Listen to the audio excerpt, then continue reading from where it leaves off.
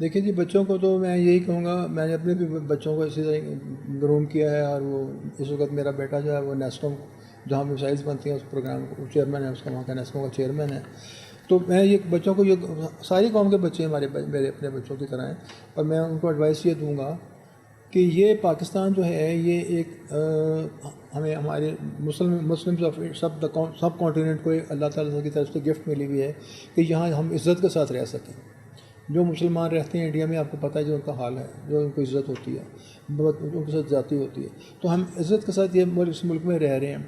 اس ملک کو ہم نے مضبوط بنا کے رہنا ہے، اس ملک کو ہم نے خوشگوار بنا کے رہنا ہے، اس ملک میں ہم نے اچھی طرح سے رہنا ہے کہ جس نے ہمیں یہ ملک دیا وہ بھی ہمارے سے خوش ہو.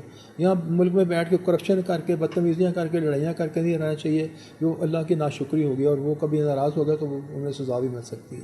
تو یہ ہمیں بچوں کو یہ کہنا ہے کہ دیکھیں، جب چائنا تھا نا، آج سے 1980 سے چائنا میں نے دیکھا، میں گیا ہوں چکا ابھی، سب لوگ ایک نیلی سی پینٹ پہن کے اور بشرٹ پہن کے سائیکلوں میں صبح جایا کرتے تھے کام کرنے، اور 30-40 روپے کا ایکویلنٹ ان کی مہینے کی تنخواہ ہوتی تھی.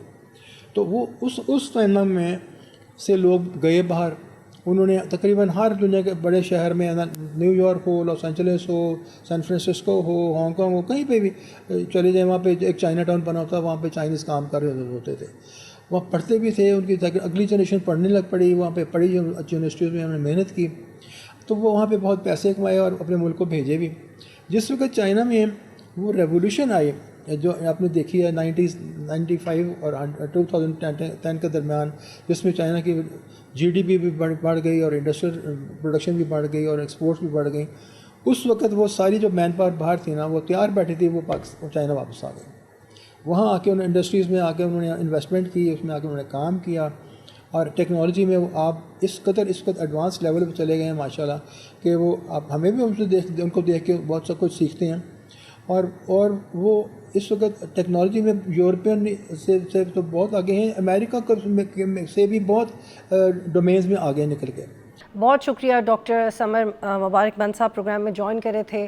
It's an absolute honour. It's a pleasure having you. میں بہت انٹرسٹڈ تھی کہ آپ ہمارے پروگرام میں شامل ہوں اور ہم اس بارے میں ایک ریئل ٹاک کریں.